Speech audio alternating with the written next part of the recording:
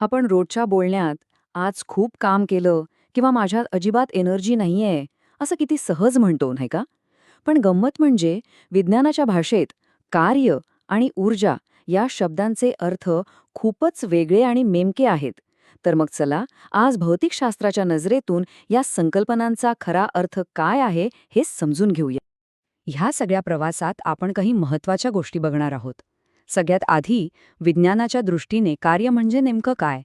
मग आपण बघूया की ऊर्जा किती वेगवेगळ्या रूपात आपल्याला दिसते. त्यानंतर ही ऊर्जा येते कुठून आणि तिचं रूप कसं बदलतं. आणि सगळ्यात शेवटी जे खूप महत्वाचं आहे ते म्हणजे आपण ऊर्जा का वाचवली पाहिजे.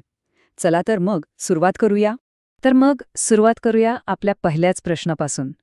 कार्य म्हणजे काय. आपण काम हा शब्द रोज वापरतो, पण भौतिकशास्त्र त्याला कसं बघतं ते आता समजून घेऊया. आता एक मजेशीर प्रश्न आहे. विचार करा, कोणीतरी परीक्षेसाठी खूप मेहनत घेताय, तासनतास अभ्यास करतोय.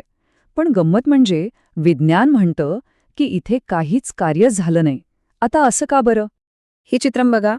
एका बाजूला मानसिक मेहनत आहे तर दुसऱ्या बाजूला शारीरिक. कष्ट तर दोन्हीत आहेतच, पण भौतिकशास्त्राच्या नियमांप्रमाणे यापैकी फक्त एकाच परिस्थितीत खरं कार्य घडतंय. काय वाटतं कोणती असेल ती. आणि उत्तर आहे इथे. विज्ञानाच्या जगात कार्य होण्यासाठी दोन गोष्टी लागतात. एक म्हणजे बल लावणं आणि दुसरं त्या बलामुळे वस्तूची जागा बदलणं, ज्याला आपण विस्थापन म्हणतो. या दोन्ही गोष्टी एकाच वेळी झाल्या तरच कार्य घडतं. हे चित्र बघा, किती सोपं उदाहरण आहे. दोन्ही पेट्या एकाच अंतरावर ओढल्या जातायत, म्हणजे विस्थापन सारखंच आहे. पण साहजिकच पुस्तकांनी भरलेली जड पेटी ओढायला जास्त बल लावावं लागेल. आणि म्हणूनच जास्त बल म्हणजे जास्त कार्य झालं. हे लक्षात ठेवायला अगदी सोपं आहे. बल आणि विस्थापन एकत्र आलं की कार्य होतं. आता विचार करा, कोणीतरी अख्ख्या ताकदीनिशी भिंत ढकलतोय. खूप बल लावलं जातंय, घाम गाळतोय, पण भिंत हलतीये का. नाही ना. म्हणजे विस्थापन झालं शून्य. आणि म्हणूनच विज्ञानाच्या भाषेत केलेलं कार्यसुद्धा शून्य. हो, शून्य. कितीही थकवा आला तरी. मग हे कार्य करण्यासाठी लागतं तरी काय. याचं उत्तर आहे ऊर्जा. अगदी सोप्या भाषेत सांगायचं तर ऊर्जा म्हणजे कार्य करायची ताकद किंवा क्षमता. ऊर्जेशिवाय तुम्ही बल लावूच शकत नाही आणि बलाशिवाय कार्य तर अशक्यच. आणि हे चित्र तेच नातं अगदी स्पष्ट दाखवतं. मुलाच्या शरीरातली ऊर्जा त्याला ट्रकवर बल लावायची शक्ती देते. त्या बलामुळे ट्रकचं विस्थापन होतं आणि मग कार्य पूर्ण होतं. ही एक सरळ साखळी आहे. ऊर्जा, मग बल, त्यामुळे होतं विस्थापन आणि मग घडतं कार्य. बरं, आता कार्य आणि ऊर्जेचं नातं तर आपल्याला कळलं, पण ही ऊर्जा म्हणजे काय. एकच गोष्ट असते का. नाही, अजिबात नाही. तिचे अनेक चेहरे आहेत, अनेक रूपं आहेत. चला तेच बघूयात. ऊर्जा तर आपल्या आजूबाजूला सगळीकडे आहे, वेगवेगळ्या रूपात. गाडी चालवताना लागणारी यांत्रिक ऊर्जा, शेकोटीतून मिळणारी उष्णता ऊर्जा, दिव्याचा प्रकाश, गाण्याचा आवाज, आपल्या जेवणातली रासायनिक ऊर्जा आणि घरातली विद्युत ऊर्जा. यातल्या आपण सुरुवात करूया यांत्रिक ऊर्जेपासून, जिचे परत दोन महत्वाचे प्रकार आहेत. तर पहिला प्रकार आहे गतिज ऊर्जा.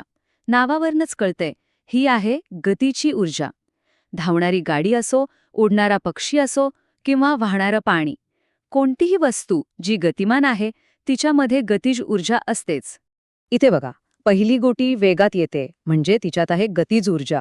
मग ती दुसऱ्या शांत बसलेल्या गोटीला धडकते आणि आपली ऊर्जा तिला देऊन टाकते. आणि मग काय होतं, तीच ऊर्जा दुसऱ्या गोटीला ढकलण्याचं कार्य करते. म्हणजे ऊर्जेचं हस्तांतरण झालं, ज्यामुळे कार्य घडलं. आता गतिज ऊर्जेच्या बरोबर विरुद्ध आहे स्थितीज ऊर्जा. ही गतीची ऊर्जा नाही, तर ही आहे साठवलेली सुप्त ऊर्जा, जी फक्त योग्य वेळीची वाट बघत असते, कार्य करण्यासाठी तयार असते.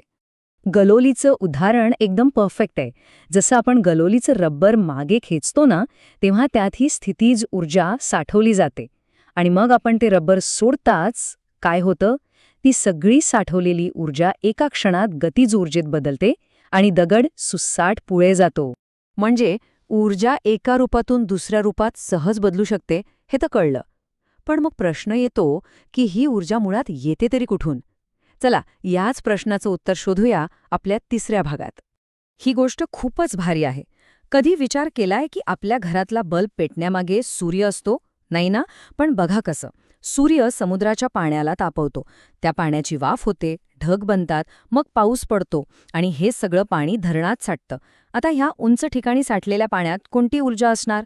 अगदी बरोबर, स्थितीज ऊर्जा. आणि मग जेव्हा हेच पाणी वेगाने खाली सोडलं जातं, तेव्हा त्याचं रूपांतर होतं गतिज ऊर्जेत. हीच गतिज ऊर्जा टर्बाईन फिरवते आणि त्यातून तयार होते वीज, जी थेट आपल्या घरापर्यंत पोचते. आहे की नाही कमाल प्रवास हा ऊर्जेचा? तर ऊर्जेचे हे जे स्रोत आहेत ना, त्यांना आपण सोपेपणासाठी 2 गटांमध्ये वाटू शकतो. पहिले म्हणजे पारंपरिक स्रोत. हे म्हणजे आपल्या बँकेतल्या पैशांसारखे आहेत, मर्यादित आहेत, एकदा वापरले की संपलेच. आणि दुसरे म्हणजे अपारंपरिक स्रोत. हे सूर्याच्या प्रकाशासारखे आहेत, रोज नवीन मिळतात, कधीच न संपणारे. पारंपरिक स्रोतांमध्ये काय काय येतं? तर कोळसा, पेट्रोल, डिझेल, नैसर्गिक वायू. हे सगळं जमिनीखाली लाखो वर्ष लागून तयार झालंय. आणि आपण ते इतक्या झपाट्याने वापरतोय की आता ते संपत आले आहेत. पण ह्याच्या अगदी उलट, अपारंपरिक स्रोत हे आपलं भविष्य आहेत. सूर्य, वारा, वाहणारं पाणी हे असे स्रोत आहेत जे कधीच संपणार नाहीत. आणि सगळ्यात भारी गोष्ट म्हणजे ते एकदम स्वच्छ आहेत, पर्यावरणाला काहीही त्रास देत नाहीत. बरं, आता आपण कार्य काय आहे, ऊर्जा कुठून येते, तिची रूपं कोणती, हे सगळं समजून घेतलं. पण या सगळ्या माहितीचा आपल्याला उपयोग काय? म्हणजे आपण स्वतः काय करू शकतो? चला, आता आपल्या शेवटच्या आणि खरं तर सगळ्यात महत्त्वाच्या भागाकडे वळूया. तर मग प्रश्न तोच आहे की हे सगळं जाणून घेतल्यावर आपण काय करायचं? आपली भूमिका काय असू शकते?